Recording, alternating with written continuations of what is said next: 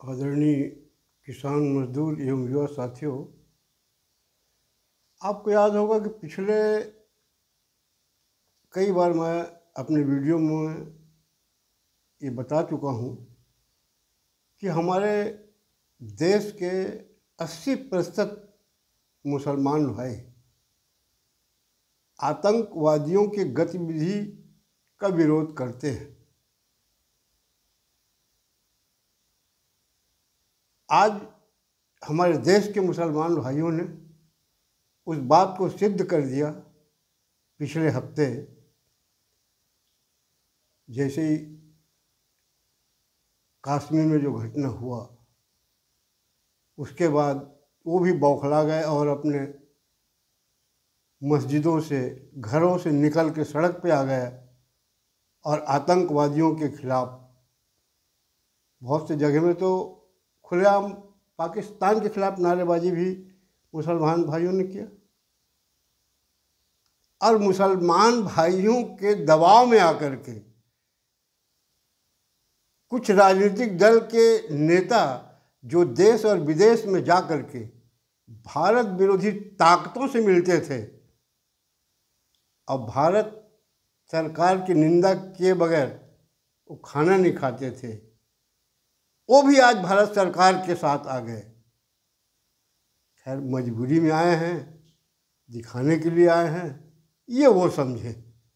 मगर मुसलमान भाइयों के प्रति मेरा जो दावा था वो सही निकल गया कि गांव से लेकर के पूरे देश के मुसलमान भाइयों ने ये सिद्ध कर दिया कि हम भारतवासी हैं और भारत के खिलाफ अगर कोई भी नज़र उठाता है तो उसका आँख निकाल लेंगे।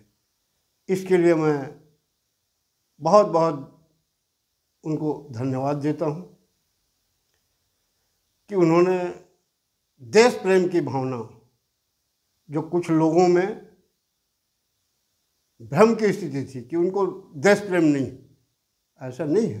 अब यहाँ रह गए हैं, यहाँ की आब हवा, रहन सहन, और वो देख रहे हैं कि वहाँ क्या है। वहाँ के लोग खुद ही आतंकवादी से परेशान हैं। ये बात अलग है कि हमारे देश के कुछ राजनीतिक दल के नेता पाकिस्तान का फेवर करते थे, आतंकवादियों को फेवर करते थे, मगर मुसलमान भाइयों ने उनका भी जबान बंद कर दिया। हालांकि दबे छुपे वो कह रहे हैं अपने अपने ढंग से। जैसे अभी हमारे रक्षा मंत्री महोदय ने सर्वदलीय बैठक बुलाया। अभी तक यही विपक्ष के नेता ये कहते थे कि देश में दो ही नेता चलता है, नरेंद्र मोदी जी का और अमित शाह का। जब रक्षा मंत्री जी सर्वदलीय बैठक बुला रहे हैं, तीसरा नेता यहाँ सबकी चलती है, ये सोचना गलत है। अगर किसी को बदनाम करना है तो अलग मुद्दा है, अपने ढंग से करते रहिए। मगर वहाँ सर्वदलीय बैठक में जाते हैं और वहाँ ये कहते हैं कि प्रधानमंत्री जी को भी यहाँ आना था बैठक में, वो भी अपना कुछ विचार रखते। अरे भाई, अभी तक तो बोलते थे कि दो जने चलते, अब तीसरे को बुलाया में भी ये हाल है। एक नेता बोलता है कि विशेष सत्र बुलाया जाए, हमको देश विदेश में भारत की एकता दिखाना है। देख लो देश विदेश में क्या क्या कह के आ गए, किससे किससे मिल गए, और आज देशभक्त बन रहे हैं। धन्यवाद है इनको कि कम से कम देर से अकलाई मगर आई तो, कि मोदी जी अपनी मनमानी नहीं करते। वो अपने मंत्रिमंडल को, अधिकारियों को, विपक्ष को भी साथ लेकर के काम करते हैं। पहले जैसे विपक्ष के नेताओं में जो गुण हुआ करते थे वो आज नहीं मिल पा रहा है। इसलिए कई मुद्दों में अनदेखा भी किया जाता है और करना भी चाहिए कि जो देश हित की बात ना करे, विदेशों में देश की निंदा करे, ऐसे लोगों को मीटिंग में या उनसे बात करने से क्या मतलब है। खैर, ये तो हमारे मोदी जी ने राजनीतिक दृढ़ इच्छा शक्ति बता दी कि हम क्या चाहते हैं। हमारे देश के सैनिकों ने पिछले 3 दिनों में जो कमाल कर दिया है, उससे पूरा पाकिस्तान हिल गया है। यही हमारे विपक्ष के लोग बोलते थे, गांव से लेके पूरा तक, वहाँ देश तक, कि मोदी जी विदेश का दौरा बहुत करते हैं, भारत में कम रहते हैं।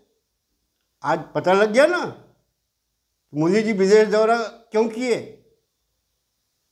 इसी दिन के लिए किए थे कि वो जानते थे कि हमारा दुश्मन देर सवेर हमारे ऊपर हावी होगा, तो हम विदेश में जाकर के अपना संपर्क व्यवस्था ठीक करें, ताकि विदेश के नेता भी हमको जाने कि हम कैसे स्वभाव के हैं। ये युद्ध ने बता दिया कि मोदी जी में क्या काबिलियत है। किसान मजदूर साथियों, अपन तो छत्तीसगढ़ के हैं, छत्तीसगढ़ की ही बात करना ज़्यादा अच्छा रहेगा। अभी हाल ही में हमारे छत्तीसगढ़ प्रदेश के उप मुख्यमंत्री जी ने, अरुण साव जी हैं, अपने विधानसभा क्षेत्र में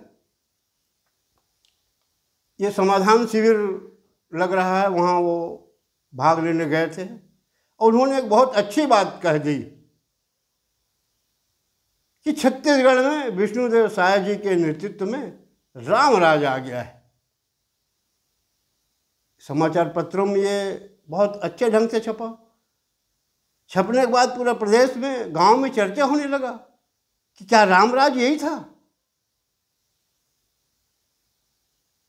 कुछ लोग तो ये भी कह रहे हैं कि रामराज में तो शायद शराब का दुकान नहीं रहा। अरे मान लो यहाँ अभी कलयुग है, यहाँ जो था उसमें 67 दुकान बंद थी, उसको भी खुलवा दिया गया। क्या मोदी जी ने राम मंदिर स्थापना के समय कहा था कि एक नया युग प्रारंभ होगा? ये उसके लक्षण दिखा रहे हैं क्या उप मुख्यमंत्री? शराब दुकान का रेट बताते थे हमारे, आपको लोगों को याद होगा, बोले जनता की पसंद की शराब आएगी दुकानों में।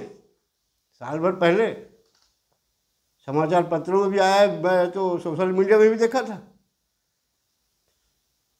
खैर, अब वो पावर में है, वो राम राज्य जनता में तो नहीं आया है।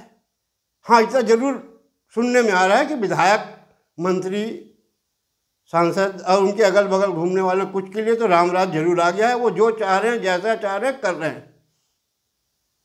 मुख्यमंत्री तक को भी मंत्री नहीं छोड़ रहे हैं कि बेचारा अपने विधानसभा में 200 बिस्तर अस्पताल का घोषणा किया था, बजट में ले लिया था, साल भर से उसमें राशि जारी नहीं की गई। यही रामराज है। अगर रामराज लाना ही है, वैसे राम, मैं तो निवेदन करता हूं कि राम का नाम को आप बदनाम मत करिए। अब बहुत हो गया, सत्ता पा गए, हालांकि राम के नाम से नहीं मिला है। आप भगवान को सब मानते, जानते हैं कि भगवान क्या करेंगे और क्या नहीं करेंगे, मगर हर बात में राम भगवान को लाना अच्छी बात नहीं है। हम तो यही कहते हैं कि अगर आपने जो घोषणा पत्र में कहा है, आज हमारे मुख्यमंत्री जी हर जगह बोल रहे हैं कि भ्रष्टाचार को बर्दाश्त न करूंगा। कोई विधायक, मंत्री, सांसद कभी बोल रहा है क्या? रामराज इसमें आएगी ना, जब भ्रष्टाचारियों के खिलाफ आप बोलोगे, शासन की सुविधा लोगों को मुफ्त में मिलेगी, तब लोग कहेंगे कि हाँ, अब भाई राम भगवान अयोध्या में विराजे हैं, उसका फल हमको मिल रहा है, हमारे लोगों में भी उसका आचरण आ गया है, ईमानदारी का। अरे वो नहीं कर सकते तो आप जो विधायक बने, मंत्री बने, सांसद बने, जो शपथ पत्र पढ़े हो ना, जो शपथ लिए हो, उसमें ही अगर आ जाए हमारे विधायक, सांसद महोदय, तो बहुतों को भला हो जाएगा। और वैसे मैं अपने उप मुख्यमंत्री आदरणीय साव जी से निवेदन करूंगा, अरुण साव जी से, अगर उनको समय हो तो बेमेतरा जिला के नानघाट तहसील और नवागढ़ तहसील में जाकर के जनता दरबार लगाएं और वहाँ पता करें कि राम राज आया है कि रावण समर्थकों का राज आया है, कि वहाँ की भाजपा की जनता, भाजपा के जो पदाधिकारी रहे हैं, निर्दोष फंसाए गए, उनको कितना सताया जा रहा है। मैं भाजपा की बात नहीं करता हूँ, आम जनता को, गरीब से लेकर सबको। मैं तो सुना हूँ कि वो वहाँ कूड़ा गांव का सरपंच जो है, एक 100 साल पहले एक दानदाता जो है 7 एकड़ जमीन अपना दान दिया था तालाब निर्माण के लिए, जिसमें 2 तालाब बनाए गए थे। उसमें का एक तालाब को सरपंच पटवा रहा है। वहाँ मंत्री जी रहते हैं, मंत्री का गांव है। लोगों का कहना है कि मंत्री जी की सहमति से इसमें ये सब काम हो रहा है, मगर तालाब का पाटना क्या अच्छी बात है? एक दानदाता ने दिया था, अंतिम छोर का व्यक्ति है, सतनामी समाज का था, दान करने वाला किसान जो है। 7 एकड़ जमीन यहाँ नहीं होता। देखिए तो अरुण साहू जी, बोलने को तो आपने बोल दिया, मगर मैं कह रहा हूँ साक्षात देखना तो आप आइए ना, नवागढ़ में, नवागढ़ तहसील में जनता दरबार लगाइए और नानगढ़ तहसील में लगा लीजिए, पता लग जाएगा रामराज कैसे चल रहा है आपका। वैसे भ्रष्टाचार विहीन राज्य के लिए जो आपने घोषणा की है ना, इसको भाजपा के विधायक, सांसद और कार्यकर्ता, जो संगठन के लोग हैं, ये गांव-गांव में क्यों नहीं बोल रहे हैं? और मैं अंत में यही निवेदन करूंगा कि अब बहुत हो गया। राम के नाम के आड़ में, नहीं तो अगला चुनाव निश्चित राम भगवान तो शांत रहेंगे, हनुमान जी निपटा देंगे। देखे ना, वो दिल्ली की सरकार को निपटाए ना हनुमान जी, हनुमान मंदिर बहुत जाता था वो, राम भगवान का नाम लेता था बहुत। ये बात अलग है कि वो मंदिर स्थापना के दिन निमंत्रण में नहीं गया था, मगर लोगों को बताते थे, तो ज़्यादा में नकली साबित हो जाएंगे। क्योंकि कर्म ऐसा होना चाहिए ना, किसी को मानना, किसी देवता को अलग बात है, उसके कर्म में चलना अलग बात है। इतना कह के मैं अपने वाणी विराज देता हूँ। धन्यवाद। जय हिंद।